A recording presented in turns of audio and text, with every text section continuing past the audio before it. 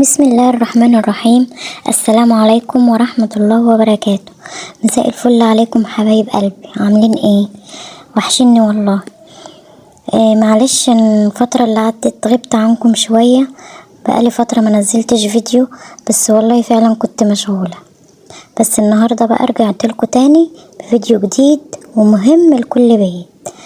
الفيديو ده يعني هتحبيه وهتدعيلي عليه. يلا لو اول مرة تشوفيني ما تنسيش تعملي لي لايك واشتراك في القناة وتفعلي زر الجرس عشان يوصلك كل فيديو جديد بنزله.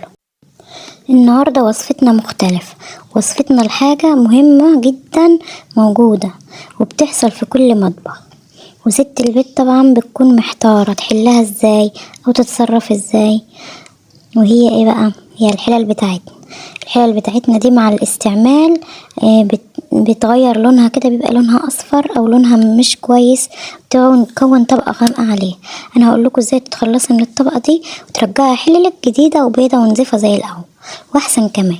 هنجيب من عند العطار حاجة اسمها كده ملح ليمون. ده حاجة جميلة جدا في متناول الايد، مش غالي ولا حاجة. هتجيبيه هو بالشكل ده كده، عامل يعني ابيض، لونه ابيض بالشكل ده كده. هتجيب الحلل اللي انت عايزة تنضفيها كده في بيتك، وبعدين تحط عليها معلقتين من ملح الليمون وتنزلي عليها بمية سخنة مش سخان، او مية عادية من الحنفية عادي، وتحطها على البوتاجاز زي ما هتشوفي معانا دلوقتي. ودي الغلاية بتاعتنا هي والبراد برضو، من كتر غليان المية فيها لونها اغمق. هننزل فيها بمعلقتين او معلقة ونص، وننزل برضو بمية سخنة ونحطها على النار. وبعدين نجيب كمان عليهم نص ليمونة ونقطعها نصين، ونحط نص هنا ونص هنا، او ليمونة كاملة مفيش مشكلة، ونسيبهم كده الاتنين على النار يغلوا. وهتشوفي هتنبهري بالنتيجة دلوقتي. يلا بقى صلي على النبي كده وتعالي نشوف ايه اللي هيحصل له. عايزة اقول لكم الوصفة دي سهلة جدا ومش هتتخلى عنها خالص في بيتك وهتحتاجها على.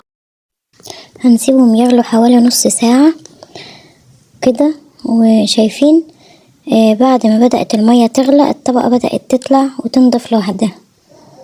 شايفين بعد ما تسيبوهم يغلوا نص ساعة هتدفع لهم النار وتسيبيهم في المية دي منقوعين حوالي نص ساعة كمان. وبعدين هتجيبي سلك مواعين وبريل وتغسلهم بكل سهولة. الطبقة دي يعني الغامقة هتختفي من غير اي تعب او مجهود مني. بصوا بقى بعد ما غسلناهم شكلهم بقى عامل ازاي. غسلناهم بسلك وبريل وشطفناهم رجعوا زي الاول واحسن كمان. بصوا قلب الحلة حتى الغطا كمان بقى جميل ونضيف ازاي. قلب الحلة بقى ابيض ونضيف من غير اي تعب او مجهود. شفت شكلهم بقى نضيف وبقى شكلهم جديد كمان.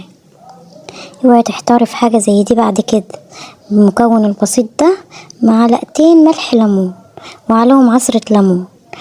هتغليهم وتسيبيهم على البوتاجاز نص ساعة، وبعدين تسيبوهم منقوعين في ميتهم نص ساعة. وبعدين تغسليهم ببرل وسلك بكل سهولة، هينضفوا وهيبقوا احسن من الاول كمان. اوقات كتير في ستات بتكسل تنظف الحاجات اللي زي دي. انا مثلا حصل معايا كده والله قبل كده، ما كنتش عارفة انضفها ازاي، لكن بعد ما عرفت السر بالخلطة دي البسيطة دي ندمت اني ما عرفتهاش من زمان. يعني عايزاكم تجربوا الخلطة دي.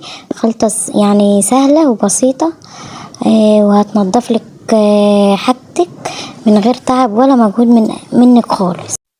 يلا قومي ما تكسليش، جربي الوصفة دي دلوقتي وقولي لي رأيك في التعليقات وقولي عملت ايه.